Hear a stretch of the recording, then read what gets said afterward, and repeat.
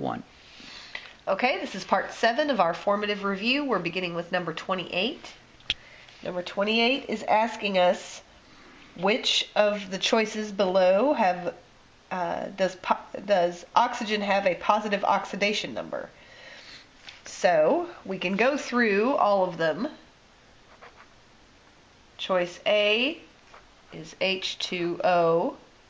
That's a simple water compound. Our hydrogens have its normal +1 charge. Our oxygen has its normal -2 charge, so that's not the correct answer. We can look at B, H2O2, that's hydrogen peroxide. In that compound, hydrogen has its normal +1 charge, but oxygen has a -1 charge instead of its normal -2. But that's still a minus charge, so we can ignore that one. Now let's look at C. C, it gives us the compound oxygen fluoride. We can remember from our lecture over redox reactions and assigning oxidation numbers that when oxygen is bound to fluorine, it takes a positive charge. That is a very odd situation, but it does happen. So in this particular example, oxygen has a +2 charge and fluorine takes a -1 charge. So that's our correct answer. And D, we can eliminate iodine dioxide. Iodine takes a +2 charge and oxygen takes a -1 charge. So that's not the answer either. Also, another good rule of thumb, just by looking at these, positive cations are always first in the formula. So we can tell by looking at these examples, when oxygen comes first, it is in fact the positive cation.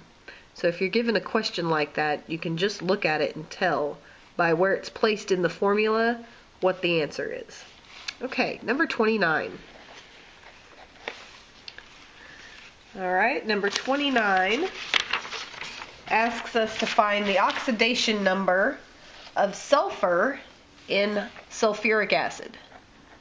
So H2SO4, we're given, it's not an ion, so our charges need to equal 0. Hydrogen takes its normal +1 charge. We have 2 of them in the compound, so it's got a total of a +2 charge. Oxygen takes its normal -2 charge. There are 4 of them in the compound, so that's got a total of a -8 charge. So our sulfur has to even this out and make it 0. We've got a -6 total value right here, so our sulfur has to equal +6. And number 30. We start off with elemental sodium plus water. It gives us sodium hydroxide and hydrogen gas. The question is asking us what the substance oxidized is. So let's work it out. We've got elemental sodium, which anything in its elemental form has an oxidation state of 0. We've got water, which is H2O. Our H takes a +1. Our oxygen takes a -2. Our compound at the end is sodium +1 and hydroxide.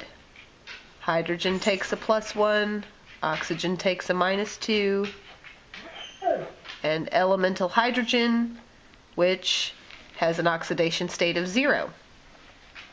So when we look, we want our little mnemonic device, oil rig. Oxidation is losing, reduction is gaining. when we look at sodium, it went from a 0 to a +1 and lost 1 electron. So elemental sodium is what was oxidized in this reaction. Number 31. 31 is asking us for percent composition of nitrogen in ammonia. Here's our ammonia molecule. We have 1 nitrogen atom, which we know by looking at the periodic table weighs 14.007 AMU. We have 3 hydrogens, so we'll multiply its atomic mass by 3. That gives us 3.024.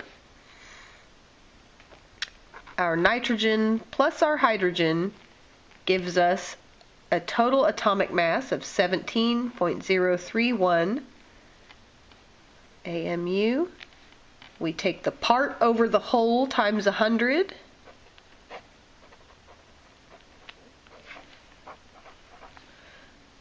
In order to get our percent composition. Here's our part of nitrogen,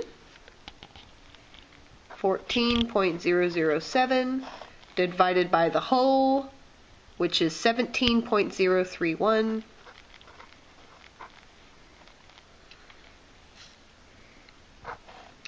Is going to give us a number, and then we're going to multiply that by 100,